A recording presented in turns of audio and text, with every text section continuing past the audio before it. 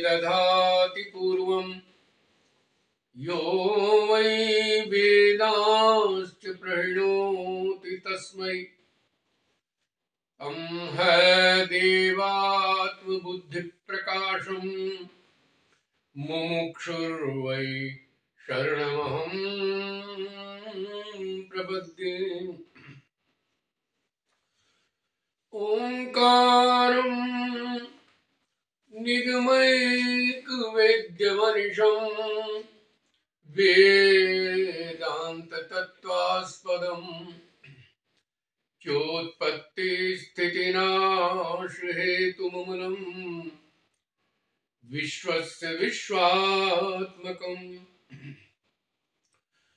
विश्वत्राणपरायणं श्रुतिशतैः सम्प्रोच्यमानं प्रभुम् सत्यं ज्ञानमनन्तमूर्तिममलम् शुद्धात्मकं तं भजे। प्रकाशो मे निजं रूपं सत्यं मे परमं पदं सत्यं परं धीमहि। ओम शांति शांति शांति।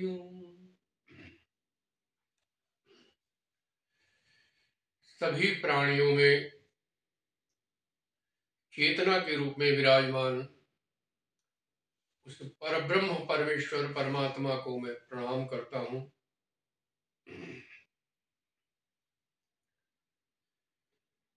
गीता जयंती के उपलक्ष्य में कुछ दिन से चर्चा रोज प्रेषित कर रहे हैं। उसी के अंतर्गत और थोड़ी चर्चा करना चाहेंगे कि सारे उपनिषदों और वैदिक जितने भी सिद्धांत हैं, ब्रह्मसूत्र में जो आए हैं और पुराणों में कथाओं के माध्यम से गाए गए हैं, वो सब एक जगह गीता में हमें प्राप्त हो सकते हैं। लेकिन गीता का पूर्ण मंथन भी होना चाहिए। केवल श्लोक याद कर लेना, पुण्य तो मिलेगा कि श्लोक है, लेकिन उसके गहरे तत्व में जाने के लिए सच्चाई तो यह है, मैंने पहले भी कहा कि महाभारत को एक बार आद्योपांत जरूर पढ़ना चाहिए यदि आपको गहराई में जाना है गीता की भी।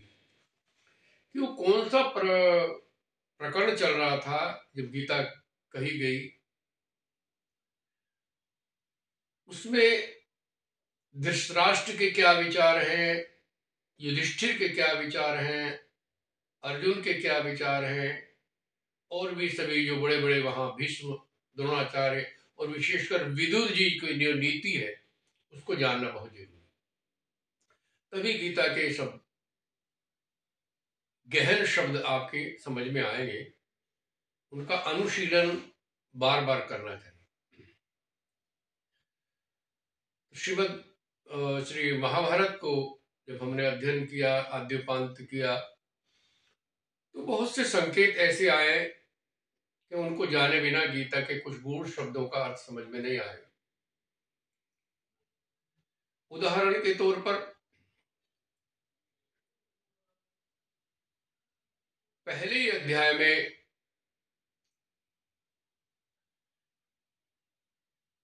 संजय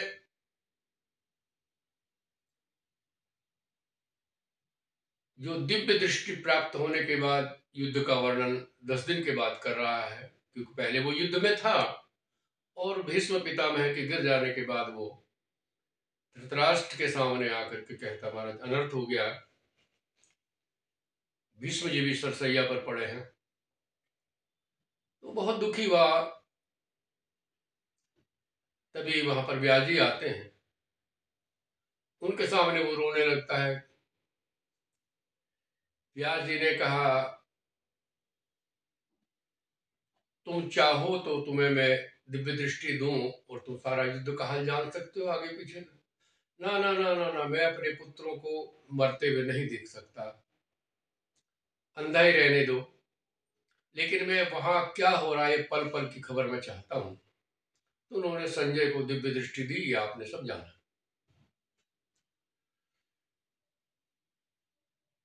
तो युद्ध में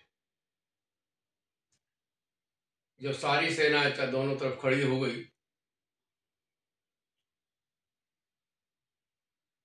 तो दुर्योधन पांडवों की उस सेना को देखकर आचार्य द्रोण के पास जाकर के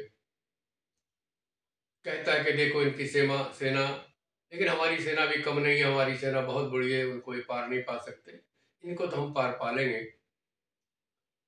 लेकिन सभी की एक बात का ध्यान है, सभी सैनिक सुनो, सेनापतियों सुनो, भीष्मेवाभिरक्षन्तु, चारों ओर से भीष्म की सब रक्षा करें, उसमें कोई कोताही नहीं होनी चाहिए। अब जरा सोचिए, जिसे इच्छा मृत्यु का वरदान प्राप्त हो और जो सेनापति हो, उसकी रक्षा ये करेंगे क्या? और रक्षा किससे करनी है, ये भी जरा विचारणीय है। भीष्म की रक्षा करनी है शिखंडी से, क्योंकि भीष्म जी को भी पता है और सब लोगों को पता लग गया कि शिखंडी जो उत्पन्न हुआ वो अंबा थी। ये कथा महाभारत में आप कभी सुनेंगे तो विस्तार से सुना देंगे। और उसने प्रतिज्ञा की थी कि भीष्म का वध मैं करूं, तो शिखंडी के रूप में आए। तो यहां संकेत है कि उस शिखंडी से बचा के रखना, बाकी से कोई डर नहीं। पर ध्यान देना, कई लोगों ने कहा महाराज भीष्म की रक्षा कैसे करेंगे? नहीं, शिखंडी से करनी। तो भीष्म ने शंख बजाया और उसके मन को तसल्ली दी कि घबराओ मत, मैं अपने आप करूंगा। लेकिन उधर से जब भगवान ऋषिकेश माधव केशव ने जो शंख बजाया, तो पांडवों के शंख तरफ से भी शंख नगाड़े और इधर से भी, दोनों तरफ से महान शब्द हुआ। तब संजय कहता है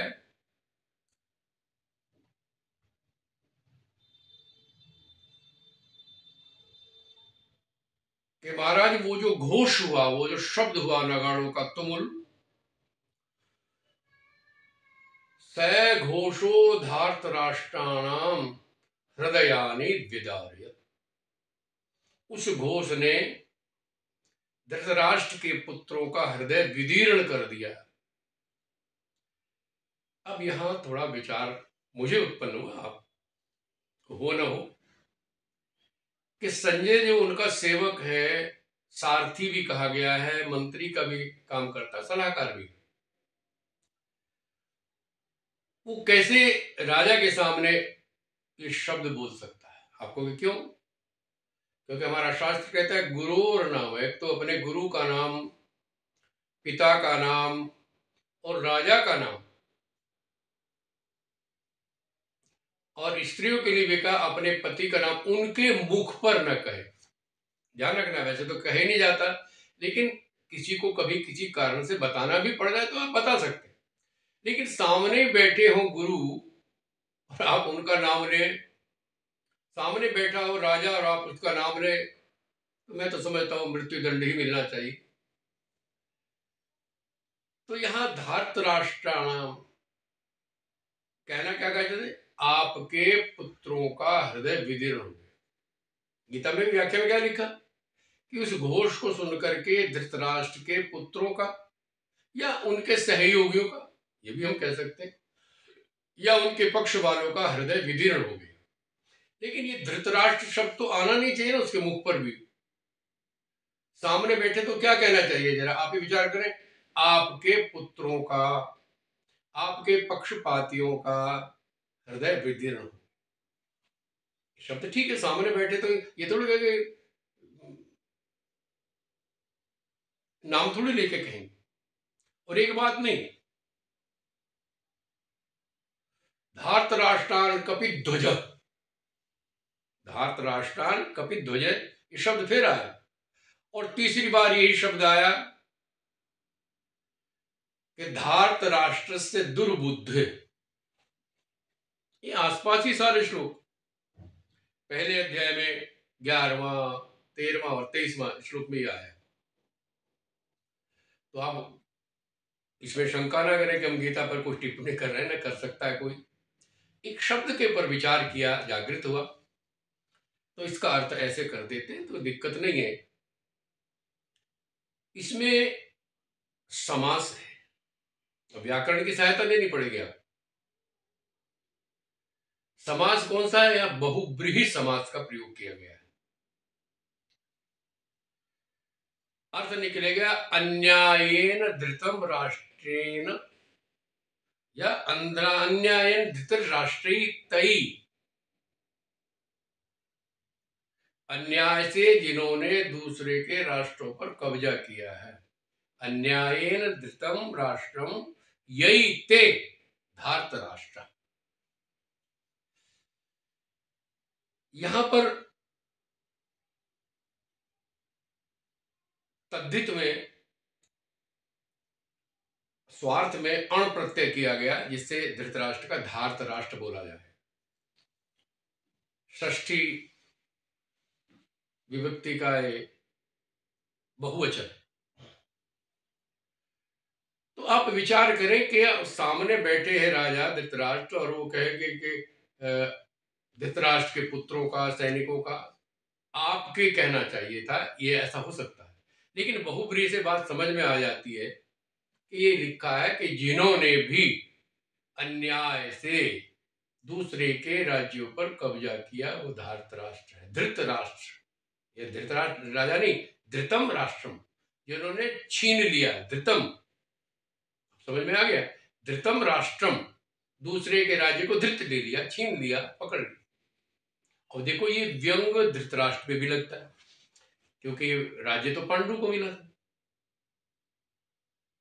तो धरोहर के रूप में इनके पास है देखभाल के लिए। लेकिन दुर्योधन जवान हो गया तो मन में विकार आ गया, मोह के कारण उसके राज्य पर, पांडु के राज्य पर इन्होंने कब्जा किया हुआ, तो ये भी धृतराष्ट्रीय हो गए। ये नाम शायद इसीलिए सार्थक हो गया। तो धार्तराष्ट्रान, इस पर थोड़ा सा मैंने विचार किया, आप भी विचार करें। कोई इसमें वाद विवाद या टीका टिप्पणी नहीं। क्या ऐसा होना चाहिए कि वो राजा का नाम ले? नहीं, नहीं लिया। धृतम राष्ट्रम, जो भी जिन्होंने भी राष्ट्र धृत किया। एक शब्द और, लोक संग्रह के ऊपर मैंने कई लोगों को देखा है कि लोक संग्रह का अर्थ लगा दिया लोगों को इकट्ठा करना, अनुयायियों को इकट्ठा करना।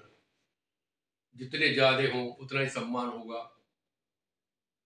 मेरे 10,000 अनुयायी है, मेरे 1 लाख अनुयायी है, अब बढ़ा रहे। नहीं, लोक संग्रह का यह अर्थ नहीं है। शास्त्र में लोक संग्रह का अर्थ अलग किया। जो वेद विहित कार्यों को छोड़कर विपरीत मार्गों पर चल रहे हैं, अन्याय के मार्ग पर चल रहे हैं, लोकस्य उन्मार्गम, ये व्याख्या की गई, जरा ध्यान देना महाभारत में। लोकस्य उन्मार्गम प्रवृत्ति करनम लोक संग्रहम। जो उन्मार्ग दूसरे मार्ग पर चल पड़े उनको लौटा लेना, ये संतों का काम है, गुरुओं का काम।